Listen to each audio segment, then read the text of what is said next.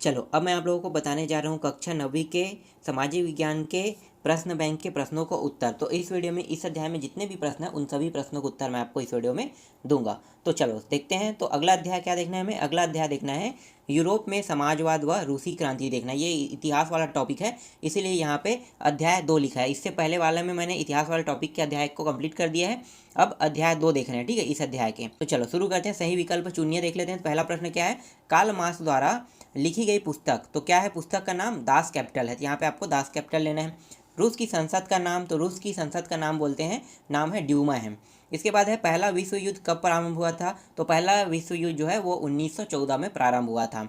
इसके बाद 1917 ईस्वी वोल्शेविक दल का नेता कौन था? तो व्लादिमीर लेनिन थे, ठीक है। इसके बाद नेक्स्ट प्रश्न देखो, रूस की क्रांति कब हुई? तो रूस की क्रांति जो है वो 1917 में हुई। इसके बाद रिक्त स्थानों की पूर्ति देख लेते हैं। रिक्त स्थानों की पूर्ति में पहला प्रश्न देखो, 1914 में रूस पर खालिस्तान का शासन था। तो जार निकोलस का शासन था। तो यहाँ पे आपको लेना है जार निकोलस लेना है, ठीक है। द्वितीय, शाही रूसी सेना को खालिस्तान कहा जाता है। तो शाही रूसी सेना को रूसी स्टीम रोलर कहा जाता है। 1905 की रूसी क्रांति की शुरुआत खालिस्तान घटना से हुई थी। तो खूनी रविवार से हुई थी। अप्रैल थीसिस नामक सिद्धांत खालिस्तान की देन है। तो लेनिन की देन है। पेरिस कम्यून की स्थापना खालिस्तान में हुई थी। तो 1817 में हुई थी। रूस में संपन्न किसानों को खालिस्तान कहा जाता है। तो कूलन कहा जाता है। इसके बाद सही जोड़ी मिलाओ देख लेते हैं। तो रूसी सांसद का नाम है ड्यूमा है। रूसी क्रांति का आरंभ, तो इसको आपको लेना है पेट्रोग्राद में लेना है। बोल्शेविक दल का नेता, तो इसको आपको लेना है लेनिन था। जार की महारानी का सलाहकार सन्यासी, इसको आपको लेना है रासपुतिन में लेना है। रूस का शासन को लेना है जार निकोलस द्वितीय लेना है। अब प्रश्नों के उत्तर देख लेते हैं। तो पहला प्रश्न क्या है? तो पहला प्रश्न यहाँ पे कुलन शब्द को परिभाषित कीजिए, ठीक है। तो कुलन शब्द क्या है? तो देखो यहाँ पे रूस में संपन्न किसानों को कुलन कहा जाता था। 1927 से 1928 के आसपास रूस के शहरों में अनाज की भारी संकट पैदा हो गया था। स्टालिन का विश्वास था कि कुलन वर्ग अनाज इकट्ठा कर रहा है और यह वर्ग गरीब किसानों को वर्ग शत्रु है। अतः 1928 में स्टालिन की पार्टी के सदस्यों ने कुलकों के ठिकानों पर छापे मारे एवं जबरन अनाज खरीदा। जब इसके बाद भी अनाज की कमी बनी रही तो स्टालिन ने कुलकों का सफाया करने के उद्देश्य से खेतों के सामूहिकीकरण करने का फैसला किया और सरकार द्वारा नियंत्रित बड़े खेतों की स्थापना की गई। तो ये इसका आंसर है। नेक्स्ट प्रश्न देखते हैं। रूसी क्रांति से प्रेरित होने वाले भारतीय के बारे में लिखिए, ठीक है। तो इसका आंसर क्या लिखोगे? तो यहाँ पे देखो, रूसी क्रांति से प्रेरित होने वालों में बहुत सारे भारतीय भी थे। कई भारतीय ने रूस के कम्युनिस्ट विश्वविद्यालयों में शिक्षा प्राप्त की। कई महत्वपूर्ण भारतीय राजनीतिक एवं सांस्कृतिक व्यक्तियों जैसे जवाहरलाल नेहरू, रविंद्रनाथ टैगोर आदि ने सोवियत प्रयोग में दिलचस्पी ली और वहाँ का दौरा किया। उन्होंने सोवियत समाजवाद के बारे में लिखा भी, ठीक है। आगे देखते हैं। आर अवस्थी ने भी रूसी क्रांति से प्रभावित होकर 1920-21 में रशियन रेव स Lenin his life and his thoughts आदि किताबें लिखी।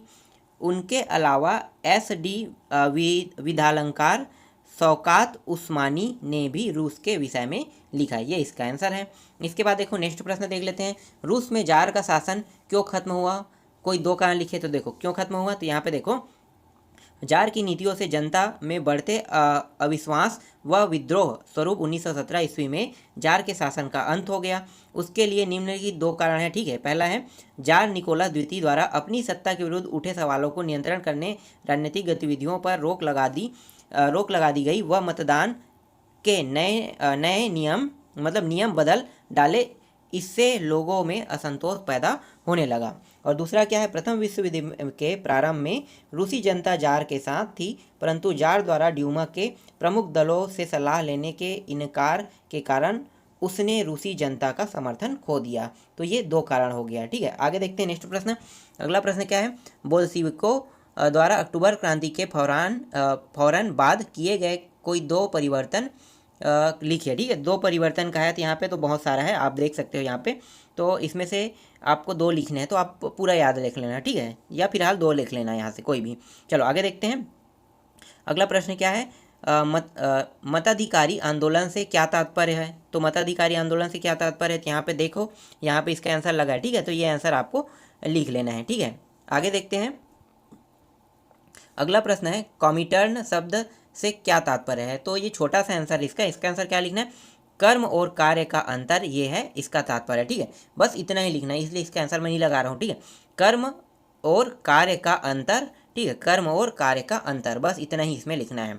ठीक है, इसके बाद देखो नेक्स्ट प्रश्न क्या है, अगले Russian social democratic work party पर टिप्पणी लिखे। तो इसका आंसर भी देखना है। ठीक है, तो देखो इसका आंसर क्या होगा, तो ये रहा इसका आंसर। ठीक है, छोटा सा आपको टिप्पणी लिखना है, बस कुछ नहीं इसमें, बस छोटा सा आंसर इसका, तो ये वाला आंसर आपको लिखना है।